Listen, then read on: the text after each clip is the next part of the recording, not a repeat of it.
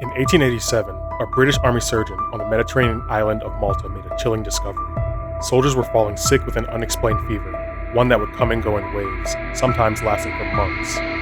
What started as a perplexing disease among soldiers would go on to shape food safety regulations, spark debates over raw milk, and even catch the attention of U.S. military scientists.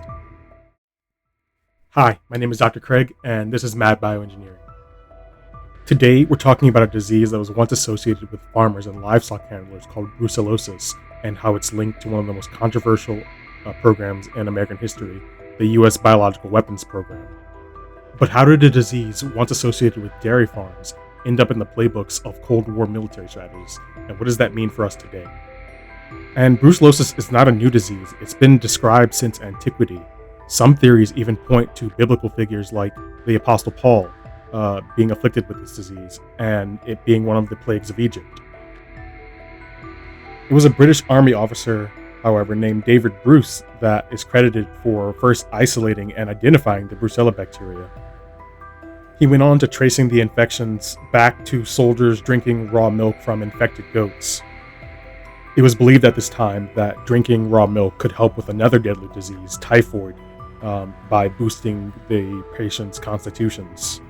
By World War II, the disease had been extensively studied from a medical and veterinary standpoint, and it was here where it started to capture the interest of people seeking to weaponize it. And practically every major national program for developing biological weapons dealt with Brucella. It was one of the agents Japan experimented with in its infamous Unit 731 in Manchuria. In the 40s and 50s, the United Kingdom's biological weapons program was developed as a retaliatory capacity in case its own troops were attacked with biological weaponry. Out of this program came advancements in aerobiology, studying how biological particles could impact a human, animal, or environmental health. And the Soviet Union reportedly went as far as developing antibiotic-resistant strains of the bacteria. The U.S.'s own biological weapons program officially began in the spring of 1943, and over the course of its 27-year history, the program weaponized and stockpiled several biological agents, including Brucella, anthrax, tularemia, Q fever, just to name a few. Brucella made it as far as field testing. Munitions filled with a strain of bacteria called Brucella sui were tested on guinea pigs and other animals. But why did armies want to use Brucella? Well, it turns out there were a lot of reasons. For one, it was highly infectious, and it was reported that as little as 10 to 100 bacteria being needed to cause diseases in humans. It was also really easy to grow, and it could be spread through aerosols. And the incubation time could range from weeks to months, and the symptoms were fairly nonspecific for Brucella infections. It could incapacitate enemy forces without being fatal in most cases. This meant that most of the enemy's troops would be sidelined by illness, and those that were not infected would be needed to care for those individuals.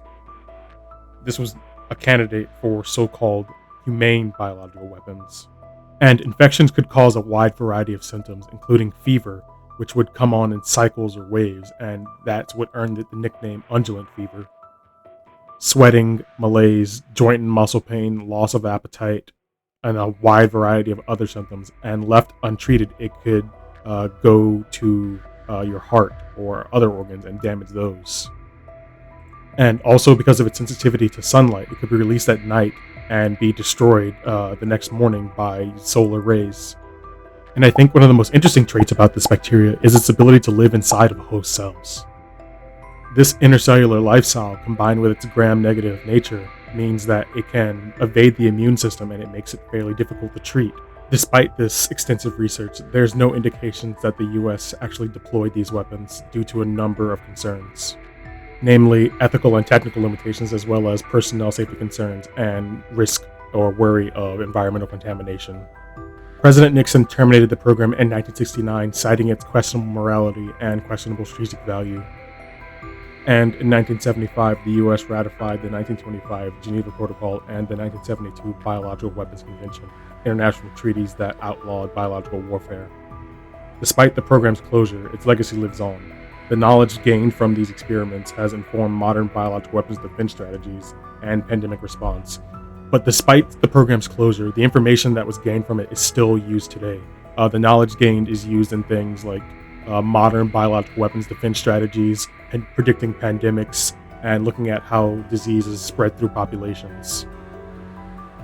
The knowledge gained from these programs, as well as advances in medical technology, food safety, and animal husbandry, has allowed us to make Brucella a rare thing to happen in the US. Historically, most infections were acquired through direct contact with infected animals or animal fluids, but today, raw milk is the main vector of transmission in the US.